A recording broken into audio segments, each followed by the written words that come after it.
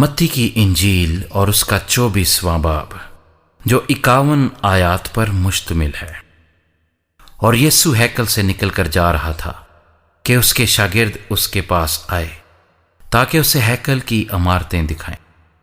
उसने जवाब में उनसे कहा, क्या तुम इन सब चीज़ों को नहीं देखते? मैं तुमसे सच कहता हूं कि यहाँ किसी पत्थर पर पत्थर बाकी ना रहेगा जो गिराया ना जाएगा। और जब वो जैतून के पहाड़ पर बैठा था, उसके शागिर्दों ने अलग उसके पास आकर कहा, हमको बता कि ये बातें कब होंगी और तेरे आने और दुनिया के आखिर होने का निशान क्या होगा। यीशु ने जवाब में उनसे कहा कि खबरदार कोई तुमको गुमराह ना कर दे, क्योंकि बहुतेरे मेरे नाम से आएंगे और कहेंगे मैं मसीह हूं, और बहुत से लोगों को गुमराह करेंगे। और तुम लड़ाइयां और लड़ाइयों की अफवाह सुनोगे। खबरदार घबरा ना जाना, क्योंकि इन बातों का वाक़या होना जरूर है, लेकिन उस वक्त खात्मा ना होगा।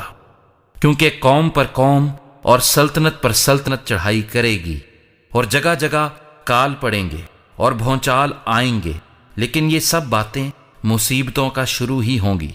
उस वक्त लोग तुमको इज़ा देने के लिए पकड़वाएंगे और तुमको कत्ल करेंगे, और मेरे नाम की खातिर सब कौमें तुमसे अदावत रखेंगी। और उस वक्त बहुतेरे ठोकर खाएंगे और एक दूसरे को पकड़वाएंगे और एक दूसरे से अदावत रखेंगे। और बहुत से झूठे नबी उठ खड़े होंगे और बहुतेरों को गुमराह करेंगे, और बेदीनी के बढ़ जाने से बहुतेरों की मोहब्बत ठंडी पड़ जाएगी, मगर जो आखिर तक बर्दाश्त करेगा वो नजात पाएगा। और बादशाही की इस खुशखबरी की मुनादी तमाम दुनिया में होगी, ताकि सब कौमों के लिए गवाही हो, तब खात्मा होगा। बस जब तुम उस उजाड़ने वाली मकरूह चीज को, जिसका जिक्र दानियेल नबी की मार्फत हुआ, मुकद्दस मकाम में खड़ा हुआ देखो, पढ़ने वाला समझ ले, तो जो यहूदिया में हो वो पहाड़ों पर भाग जाएं, जो कोठे पर हो वो अपने घर का असबाब लेने को नीचे ना उतरे, और जो खेत में हो वो अपना कपड़ा लेने को पीछे ना लौटे। मगर अफसोस उन पर जो उन दिनों में हामिला हों और जो दूध पिलाती हों। बस दुआ करो कि तुमको जाड़ों में या सबत के दिन भागना ना पड़े, क्योंकि उस वक्त ऐसी बड़ी मुसीबत होगी कि दुनिया के शुरू से ना अब तक हुई ना कभी होगी। और अगर वो दिन घटाए ना जाते तो कोई बशर ना बचता, मगर बरगुज़ीदों की खातिर वो दिन घटाए जाएंगे। उस वक्त अगर कोई तुमसे कहे कि देखो मसीह यहाँ है या वहाँ है, तो यकीन ना करना, क्योंकि झूठे मसीह और झूठे नबी उठ खड़े होंगे और ऐसे बड़े निशान और अजीब काम दिखाएंगे कि अगर मुमकिन हो तो बरगुज़ीदों को भी गुमराह कर लें। देखो मैंने पहले ही तुमसे कह दिया है। बस अगर वो तुमसे कहें कि देखो वो ब्याबान में है, तो बाहर ना जाना, या देखो वो कोठरियों में है, तो यकीन ना करना। क्योंकि जैसे बिजली पूरब से कौंद कर पश्चिम तक दिखाई देती है, वैसे ही इब्ने आदम का आना होगा। जहां मुर्दार है वहां गिद्ध जमा हो जाएंगे। और फौरन उन दिनों की मुसीबत के बाद सूरज तारीक हो जाएगा और चांद अपनी रोशनी ना देगा, और सितारे आसमान से गिरेंगे और आसमानों की कुव्वतें हिलाई जाएंगी। और उस वक्त इब्ने आदम का निशान आसमान पर दिखाई देगा, और उस वक्त जमीन की सब कौमें छाती पीटेंगी और इब्ने आदम को बड़ी कुदरत और जलाल के साथ आसमान के बादलों पर आते देखेंगी।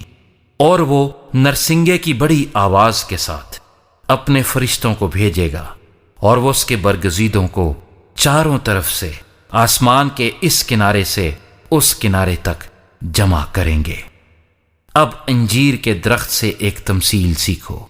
जो ही उसकी डाली नरम होती और पत्ते निकलते हैं, तुम जान लेते हो कि गर्मी नजदीक है। इसी तरह जब तुम इन सब बातों को देखो तो जान लो कि वो नजदीक है, बल्कि दरवाजे पर है। मैं तुमसे सच कहता हूं कि जब तक ये सब बातें ना हो लें, ये नस्ल हरगिज तमाम ना होगी। आसमान और जमीन टल जाएंगे, लेकिन मेरी बातें हरगिज ना टलेगी। लेकिन उस दिन और उस घड़ी की बाबत कोई नहीं जानता, ना आसमान के फरिश्ते, ना बेटा, मगर सिर्फ बाप। जैसा नूह के दिनों में हुआ, वैसा ही इब्ने आदम के आने के वक्त होगा। کیونکہ جس طرح طوفان سے پہلے کے دنوں میں لوگ کھاتے پیتے اور بیاہ شادی کرتے تھے اس دن تک کہ نوح کشتی میں داخل ہوا، اور جب تک طوفان آ کر ان سب کو بہا نہ لے گیا ان کو خبر نہ ہوئی، اسی طرح ابن آدم کا آنا ہوگا۔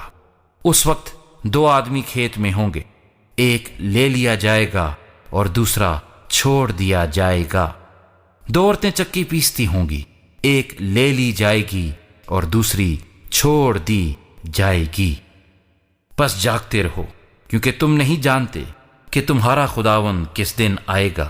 لیکن یہ جان رکھو کہ اگر گھر کے مالک کو معلوم ہوتا کہ چور رات کے کون سے پہر آئے گا تو جاگتا رہتا اور اپنے گھر میں نقب نہ لگانے دیتا۔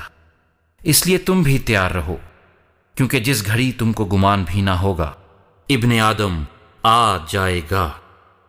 پس وہ دیانتدار اور عقل مند نوکر کون سا ہے جسے مالک نے اپنے نوکر چاکروں پر مقرر کیا تاکہ وقت پر ان کو کھانا دے؟ مبارک ہے وہ نوکر جسے اس کا مالک آ کر ایسا ہی کرتے پائے۔ میں تم سے سچ کہتا ہوں کہ وہ اسے اپنے سارے مال پر مختار کر دے گا۔ لیکن اگر وہ خراب نوکر اپنے دل میں یہ کہہ کر کہ میرے مالک کے آنے میں دیر ہے اپنے ہم خدمتوں کو مارنا شروع کرے اور شرابیوں کے ساتھ کھائے پیے، تو اس نوکر کا مالک ایسے دن کہ وہ اس کی راہ نہ دیکھتا ہو اور ایسی گھڑی کہ وہ نہ جانتا ہو آ موجود ہوگا، اور خوب کوڑے لگا کر اس کو ریاکاروں میں شامل کرے گا، وہاں رونا اور دانت پیسنا ہوگا۔